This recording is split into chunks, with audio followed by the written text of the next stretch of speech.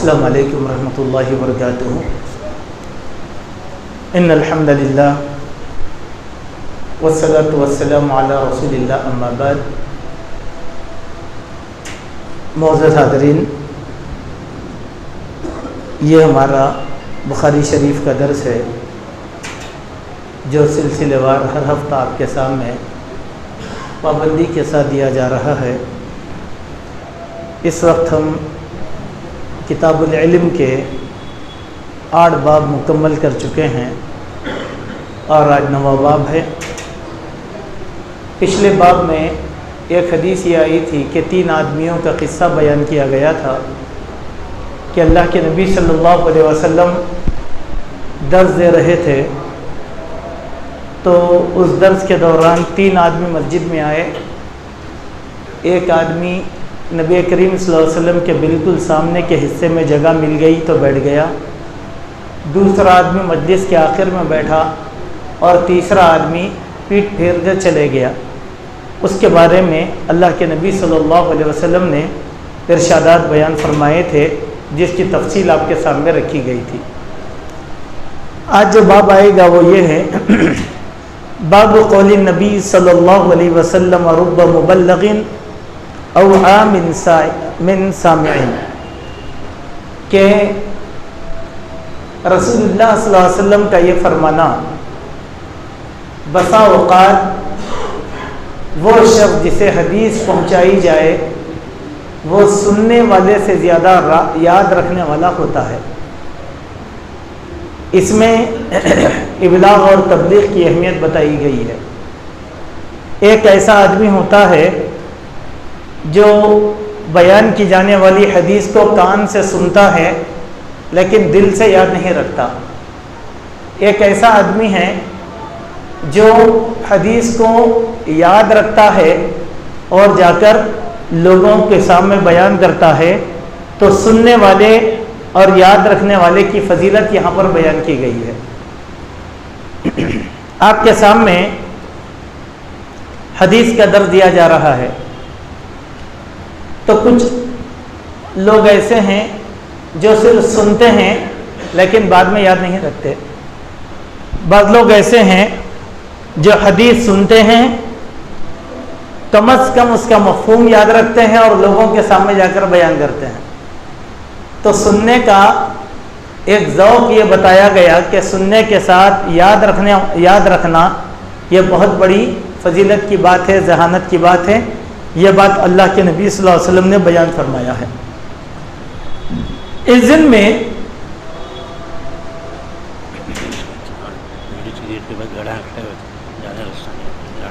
اچھا خواتین کے دروازے کے پاس اگر کسی کی گاڑی ہے تو تھوڑا ہٹا لیجیے۔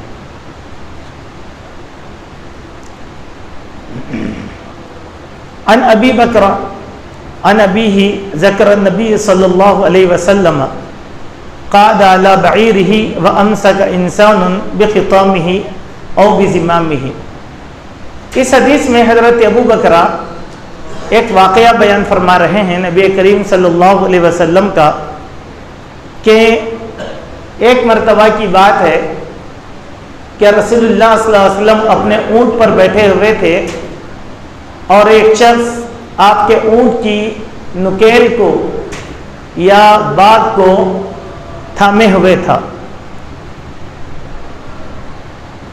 قال ای یوم ھذا، تو رسول اللہ صلی اللہ علیہ وسلم نے اپنے اونٹ پر بیٹھے ہوئے لوگوں سے ایک سوال کیا کہ آج کون سا دن ہے، آج کون سا دن ہے؟ فسکتنا حتی ظننا انہ سیسمیہ سوا اسمہ۔ یہ سن کر ہم سب خاموشی اختیار کیے، حالانکہ دن ہم کو معلوم تھا لیکن ہم نے خاموشی اسی لیے اختیار کی کہ شاید آج کے اس دن کا کوئی نیا نام رسول اللہ صلی اللہ علیہ وسلم ہم کو بیان کرنے والے ہیں۔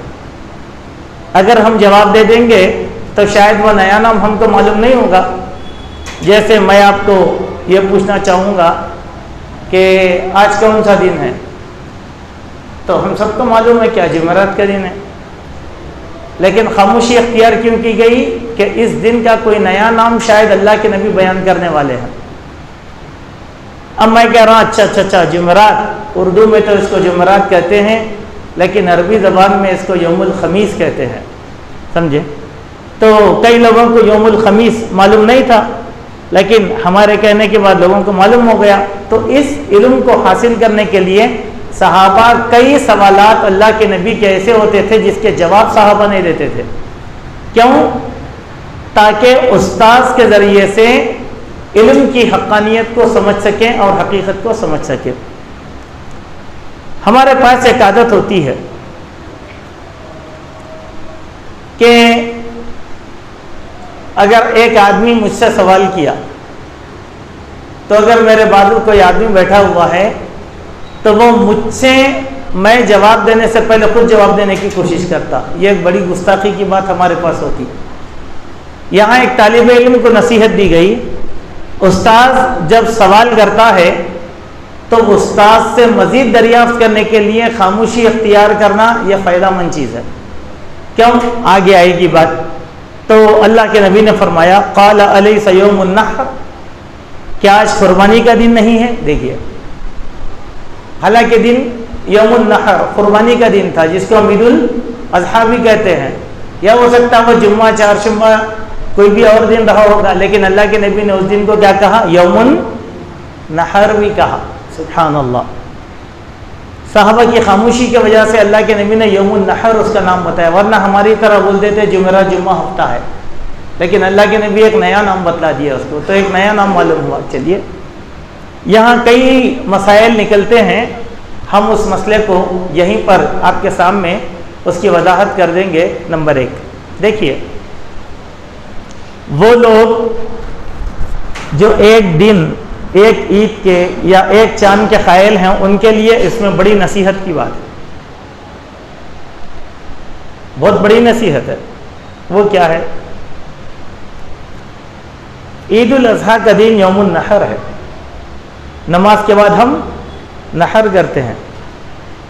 جس کسی علاقے کے اندر لوگ اگر عید مناتے ہیں، ایک چاند دیکھنے والے، تو اس دن عید کی قربانی بھی کر دینا وہ لوگ، اور وہ جائز نہیں ہے.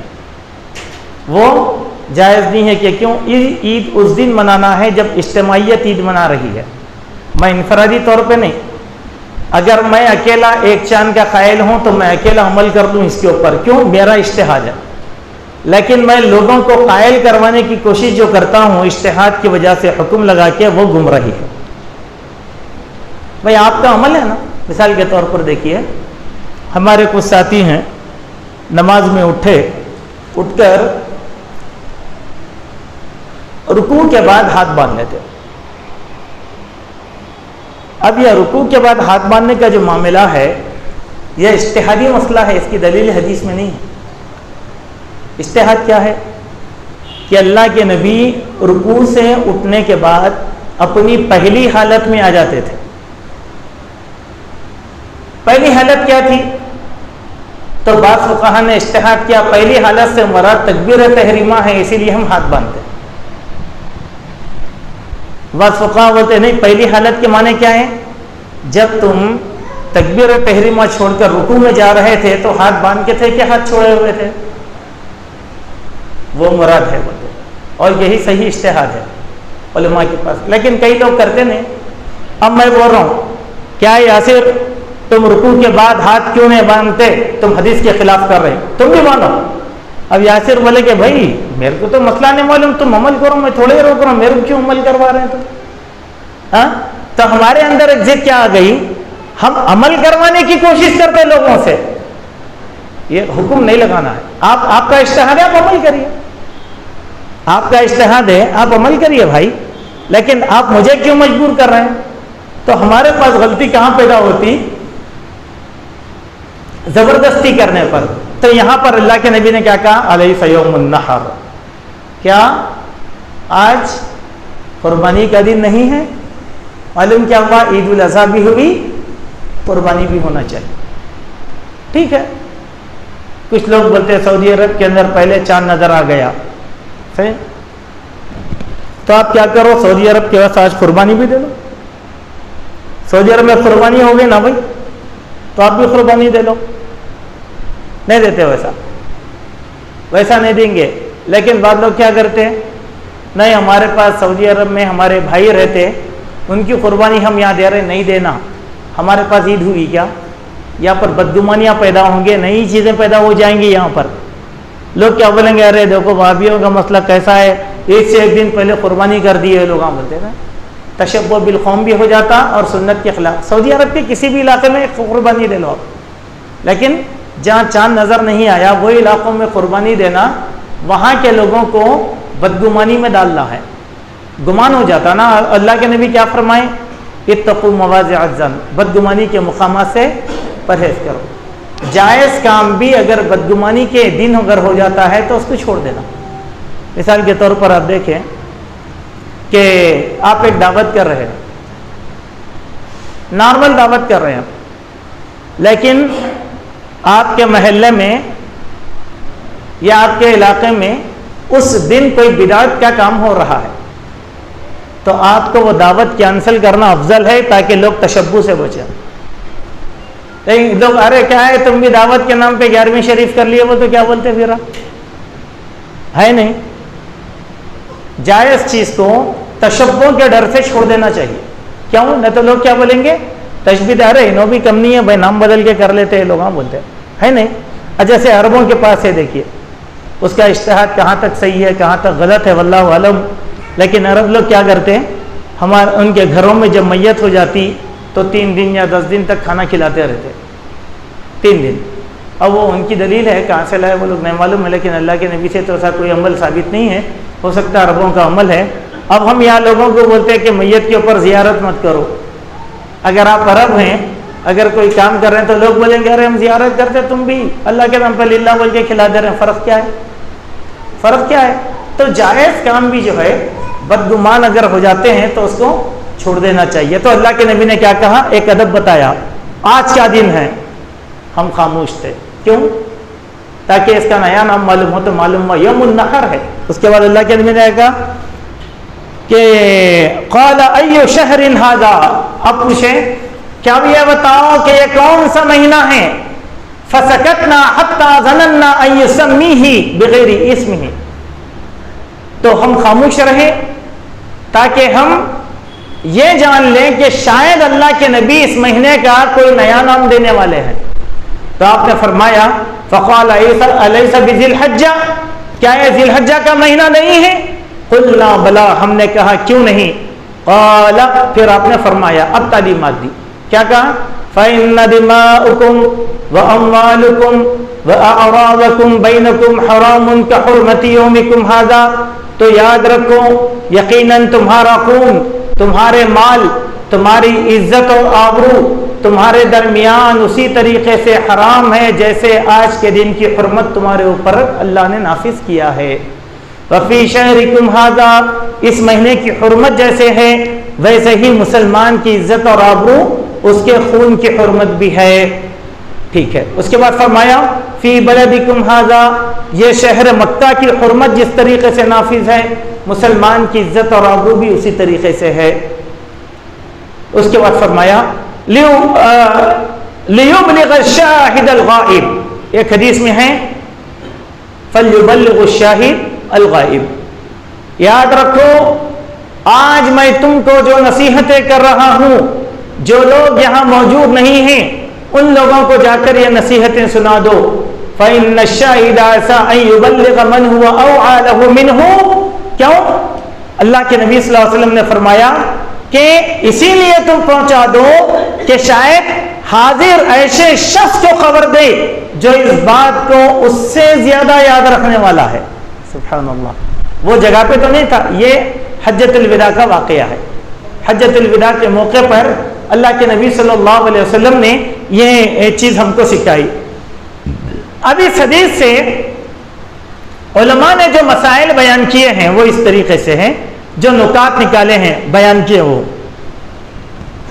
کہ امام و خطیب، استاذ اور محدث سواری پر بیٹھے ہوئے ہی خطبہ دے سکتا ہے، درس دے سکتا ہے، پڑھا سکتا ہے. اس کا نیچے بیٹھنا ضروری نہیں ہے. کیوں؟ اللہ کے نبی کہاں بیٹھے تھے؟ آپ کو ایک بات بتلاتا ہوں.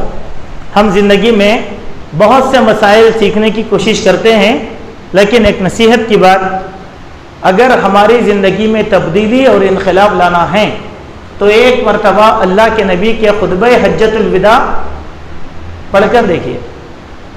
قدم قدم پر اتنی نصیحتیں اللہ کے نبی صلی اللہ علیہ وسلم نے کیا، جس کو سننے کے بعد لوگوں نے کہا شاید یہ اللہ کے نبی کا آخری خطبہ ہے. آدمی کی آخری زندگی میں جو نصیحتیں ہوتی ہیں ویسی نصیحت اللہ کے نبی ہم کو کر رہے ہیں. ان میں سے ایک حصہ ہے خالی، ایک فقرہ ہے خالی.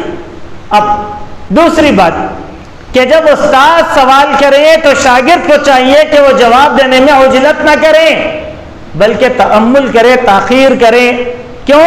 شاید کہ استاد اس لفظ کی تشریح بیان کرے گا، تفسیر بیان کرے گا.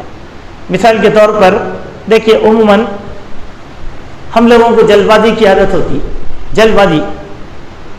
لیکن استاد جلد باز نہیں ہوتا، استاد کچھ سکھانا چاہتا ہے.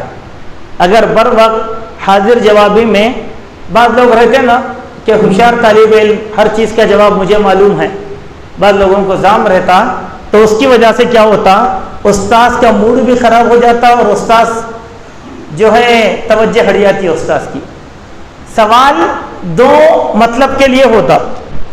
پہلا مطلب چیک کرنے کے لیے کہ کیا آپ جماعت میں حاضر ہے کیا نہیں ہے، سمجھے. دوسرا مطلب آپ کا علم آزمانا چاہتا ہے استاذ کہ آپ کو یہ مسئلہ معلوم ہے کیا نہیں ہے.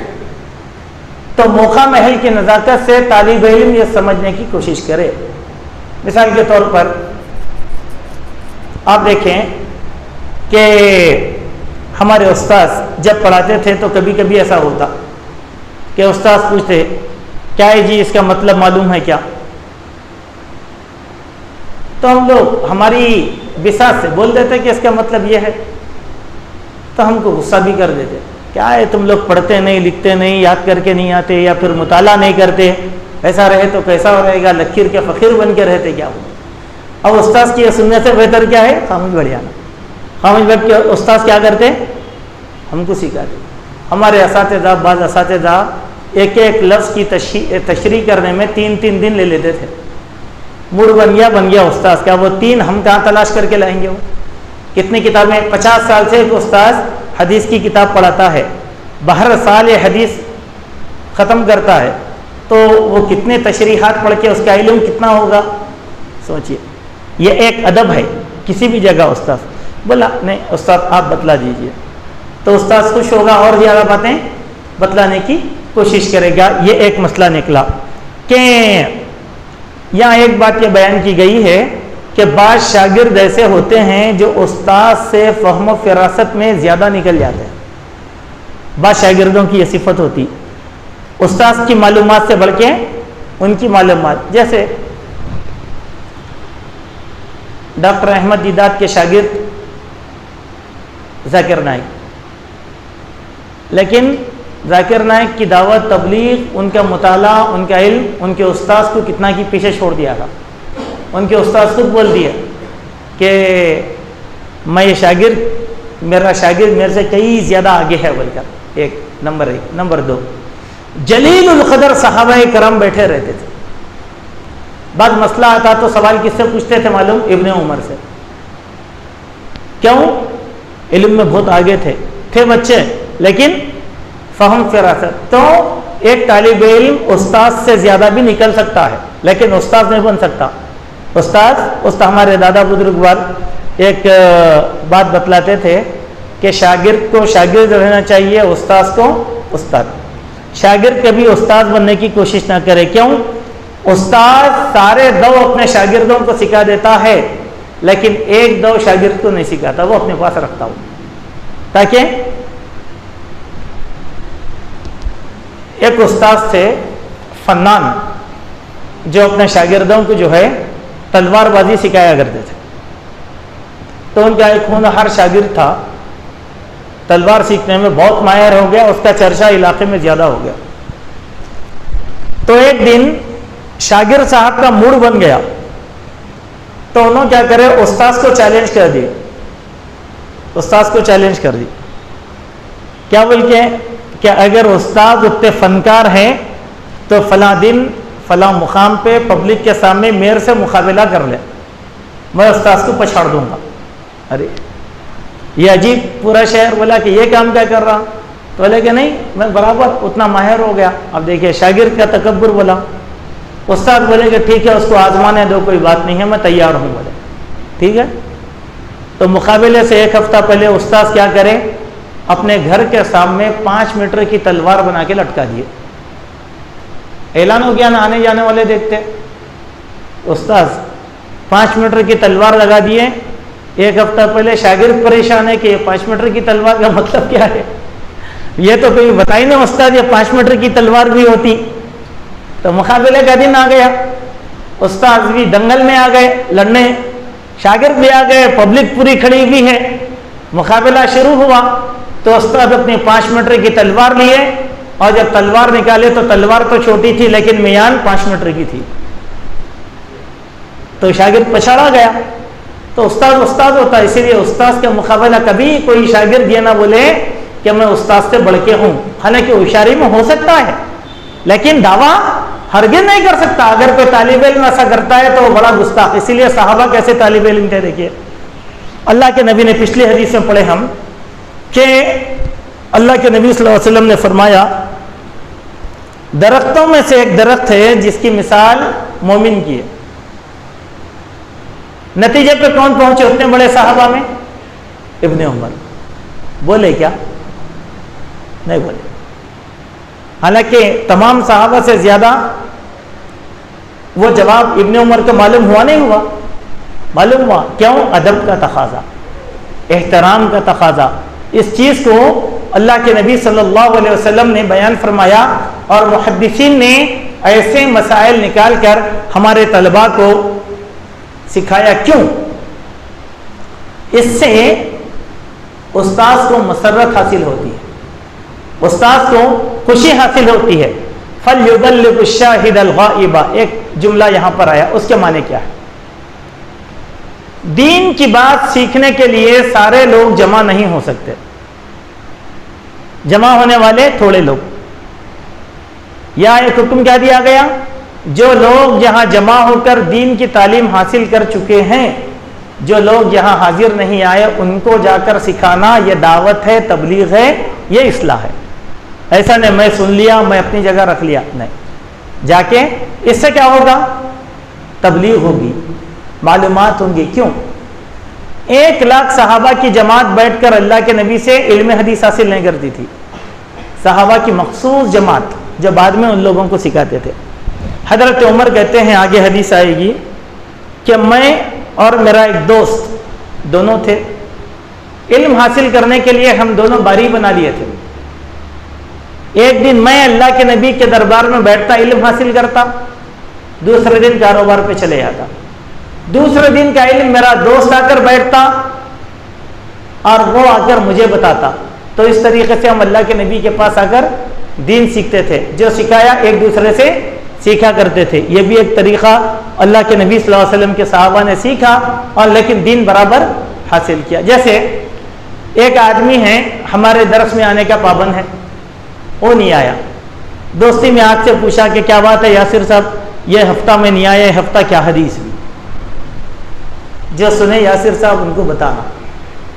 یہی بات اللہ کے فَلْيُبَلِّغُ الشَّاهِدَ الْغَائِبَ۔ حجۃ الوداع کے وقت صحابہ کی کتنی بڑی تعداد تھی؟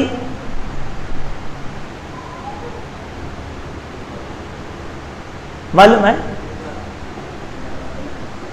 10,000 تھے، 10,000 صحابہ اللہ کے نبی کے ساتھ حجۃ الوداع کے موقع پہ جمع تھے، لیکن صحابہ کی تعداد کتنی تھی؟ 1,00,000۔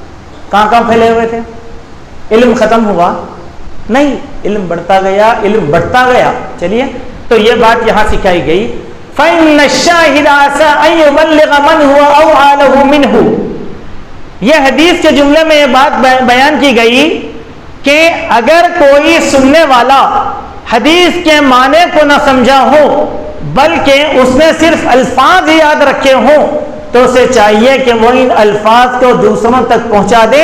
ممکن ہے کہ کوئی شاگرد یا سامع اس سے زیادہ سمجھدار ہو وہ اس حدیث سے مسائل کا استخراج کر سکتا ہے۔ دیکھیے آپ سنیں، آپ میں سے ایک آدمی ایسے ہوگا جو مفہوم یاد رکھے گا، ایک آدمی ایسے ہوگا جو الفاظ یاد رکھے گا، جب آپ دوسرے کو بولیں گے تو دوسرا آدمی ایسے ہوگا جو آپ سے مفہوم بھی سیکھے گا، الفاظ بھی سیکھے گا اور مسائل کا استخراج بھی کرے گا۔ یہ چیز اس حدیث کے اندر سکھائی گئی تھی۔ آج کے اس درس میں ایک ہی حدیث کافی ہے۔ اللہ تبارک و تعالیٰ سے دعا ہے اللہ تبارک و تعالیٰ ہم سب کو حسن عمل کی توفیق اور سعادت نصیب فرمائے۔ اقول قولی ھذا استغفر اللہ من کل ذنب واتوب الیہ۔